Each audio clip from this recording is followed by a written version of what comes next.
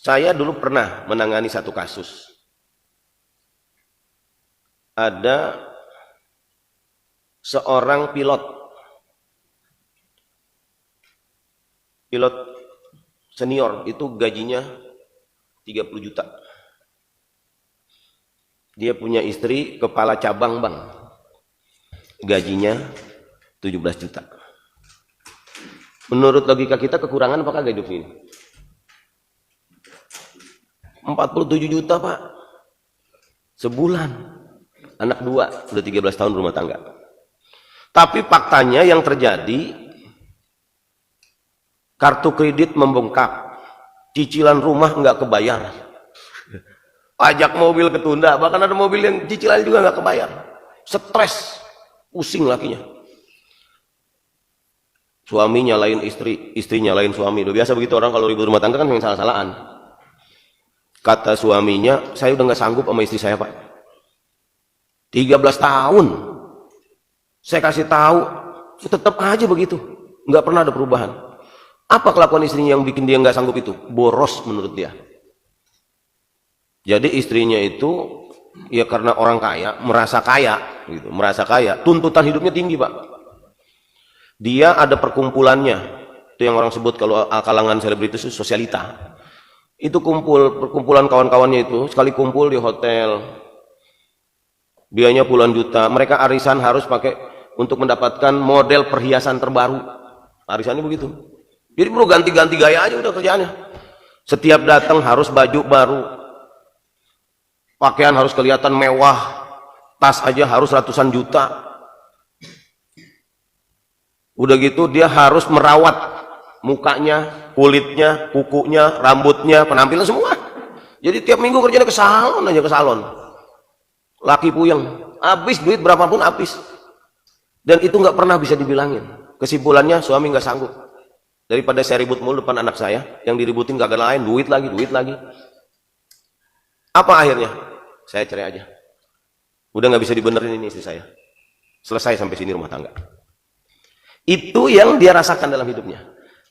Gaji gede, pekerjaan enak, rumahnya mewah, punya mobil, punya fasilitas, semuanya dia punya. Tapi 13 tahun dia merasakan rumah tangganya kagak enak. Pertanyaannya, nikmat nggak hidup begitu?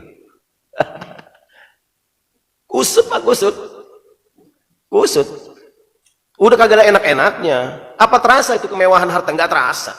Apa terasa itu dia tidur di ruang ber-AC, ya kan, spring bed yang empuk, lembut, nggak enak, nggak terasa. Orang lagi kusut pikirannya, berantem mulu. Hidup kalau nggak enak begitu tuh, itu namanya siksaan.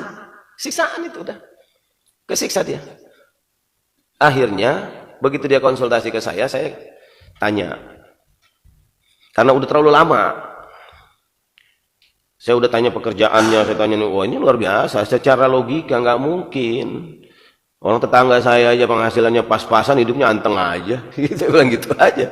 Iya, ya Allah. Ada orang kerja kagak jelas, tapi anteng aja hidup. Banyak yang begitu. Dari apa itu masalahnya? Pikiran. Dan yang menyebabkan itu adalah dosa kita. Bahwa ini kemungkinan ini adalah Allah hukum Bapak ini, sehingga penderitaan berkepanjangan. Secara logika seorang suami gagah perkasa begini, masa sih ngatur bini satu aja kagak sanggup? Perempuan berapa kuatnya sih perempuan? Kasar kata nih cara kita nih, lu kunciin aja pintu di kamar, pret jebret, selesai urusan.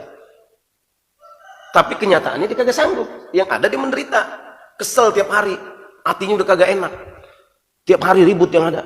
Dan itu semua terganggu, hubungan suami istrinya terganggu semua, nggak enak. Ya orang lagi ribut, masa hubungan suami istri nggak bisa jadi. Orang lagi marah, itu terganggu semua. Akhirnya pekerjaan di kantor terganggu, konsentrasi hilang. Itu gara-gara dari penderitaan yang ada di dalam rumah tangga. Orang kalau udah berkepanjangan begitu, kemungkinannya dihukum sama Allah. Kalau kita dihukum, syaratnya adalah tobat. Tobat dulu kepada Allah. Maka kalau kita ditimpa masalah besar yang berkepanjangan, banyakin tobat. Saya sampaikan kepada Bapak itu, nih saya bilang daftar dosa besar. Saya juga begitu Pak kalau ngasih konsultasi sama orang. Coba Bapak ingat dari sekian banyak dosa besar. Saya tulis dari musyrik, kan? Kemudian meninggalkan kewajiban, durhaka kepada orang tua, mabuk, judi, zina, makan haram, semua itu saya tulis. Di antara dosa-dosa besar ini kira-kira ada nggak Pak yang dilakukan? Jangan-jangan ini sebab ini. Ya, kalau cuma ngatasin ini satu mah sebenarnya gampang. Tapi karena Allah nggak ridho, makanya nggak selesai-selesai. Coba dah dari sekian banyak ini kira-kira yang mana? Musyrik enggak, durhaka sama orang tua enggak, sholat kena dia. Iya Pak, kalau sholat mah emang jujur aja saya belum bisa banget. Wis kadang-kadang saya keluar negeri, kadang-kadang saya di pesawat, kadang-kadang ya pokoknya nggak sempet saya. Ya Jumat sih kadang-kadang saya sholat juga, gitu. Pokoknya enteng lah dia, buat dia kagak sholat tuh enteng. Sesuatu yang biasa-biasa aja gitu. Ini perintah raja loh ini. Perintah raja. Sesuatu yang biasa-biasa aja Pak. Mungkin ini kali sebabnya Pak. Coba dibenerin sholatnya. Bapak jangan nyalain istri dulu. Betul di mata Bapak istrinya salah. Nanti kalau saya panggil istri Bapak nyalain Bapak. Udah pasti begitu orang berumah tangga. Makanya jangan salah-salahan dulu. Coba benerin ininya. Kan kagak ada hubungannya ini dengan keretakan rumah tangga. Dalam otak manusia begitu tuh. Nggak ada hubungannya.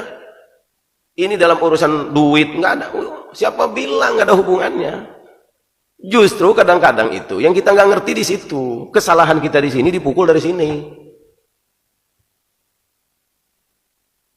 Supaya kita ingat ke sini, minta, gitu loh. Jadi sangat berhubungan dari dosa yang kita lakukan itu sangat ada hubungannya dengan penderitaan yang kita rasakan di dalam hidup. Sekarang coba kalau nggak percaya, ini perbaiki nih. Bapak datang menghadap Allah, nangis kalau perlu, ya Allah minta ampun, saya selama ini ibadah cuek, saya melalaikan sholat, saya ninggalin sholat, mohon ampun ya Allah. Udah jangan ceritain penderitaan Bapak dulu, Allah udah tahu, nggak usah diomongin. Pokoknya datang sama Allah minta ampun dan janji kepada Allah, ya Allah mulai hari ini saya akan perbaiki sholat saya. Saya nyesel ya Allah. Udah berapa waktu yang saya tinggal, mulai hari ini saya akan perbaiki sholat saya. Dan buktiin, bukan hanya di doa, bukan hanya di omongan kepada Allah, buktiin. Kalau berangkat itu mau terbang, bawa, ya kan, di bagnya itu masukin itu sejadah. Nih, ya Allah, saya bawa sejadah. Walaupun ntar belum tentu kepake. Mau di pesawat nyari sejadah, pakai sejadah, sholatnya bagaimana?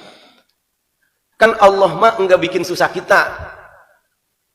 Bukan berarti perintah sholat kalau lagi di pesawat suruh turun dulu nyari masjid, kan kagak. Allah enggak bikin susah begitu. Yang penting respon kita, bahwa ini udah datang waktu sholat, perintah Allah, ya Allah saya kerjain, kondisinya lagi begini. Saya sedang mengendalikan pesawat, laksanakan. Jadi yang penting respon cepatnya sebagai hamba mau melakukan perintah Allah. Cara tergantung situasi. Jangankan kita lagi di pesawat, di rumah kita kagak sanggup diri, boleh duduk, benar nggak? Nggak sanggup duduk, boleh tiduran. Jadi caranya itu tergantung situasi. Tapi respon cepat itu menunjukkan bahwa kita mau taat sama Allah. Ini dulu yang penting. Di mana-mana kita bisa melakukan sholat gitu. Kalau ini dilakukan, nanti akan mengundang ridhonya Allah. Begitu Allah ridho, Allah sayang, apalagi kita tambah kebaikan kita dengan amalan-amalan yang sunnah, wah udah selesai. Percaya, problem seberat apapun kalau Allah udah turun tangan selesai. Ini masalahnya Allah cuekin, sehingga kita sungsang-sumbel ngatasin masalah kita sendiri. Kita pikirin aja sampai akhirnya ngepek ke penyakit, ngepek ke pikiran semua. Gak bisa. Allah nggak terlibat, nggak selesai masalah kita. Apa yang dilakukan contoh misalnya Nabiullah Ibrahim alaihissalam ketika menghadapi problem besar. Inni zahibun ila rabbi sayahdin. Aku menghadap Allah dulu, menghadap Tuhan dulu. Nanti dia ngasih tahu caranya begini. Itu. Jadi kalau kita menghadapi masalah besar, itu pertama kali yang harus kita lakukan adalah introspeksi diri. Saya punya salah apa ini? Buru-buru kita datang kepada Allah, mohon ampun, taubat, perbaiki kesalahan kita. Insya Allah beres. Dan ini terbukti.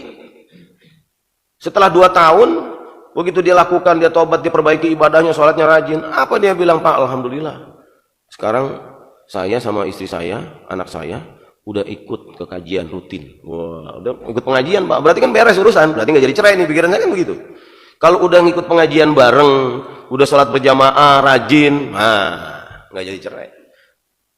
Dalam hitungan 2 tahun, masalah yang 13 tahun dia nggak bisa pecahkan itu selesai di tangan Allah. Gitu loh. Itu loh. Jadi begitu gampangnya Allah menyelesaikan masalah kita. Nah maka ini menjadi tolak ukur buat kita. Ingat tuh, begitu kita ketimpa masalah besar, ketimpa kesulitan besar yang nggak selesai-selesai, sampai kita buntu pikiran kita, yang harus kita lakukan pertama adalah tobat, perbaikin ibadahnya. Ntar Allah turun tangan menyelesaikan masalah. Ya, buat Allah muter hati manusia kan nggak susah. Ini orang bandel banget, diputer dikit, selesai urusan. Ya kan? Selesai.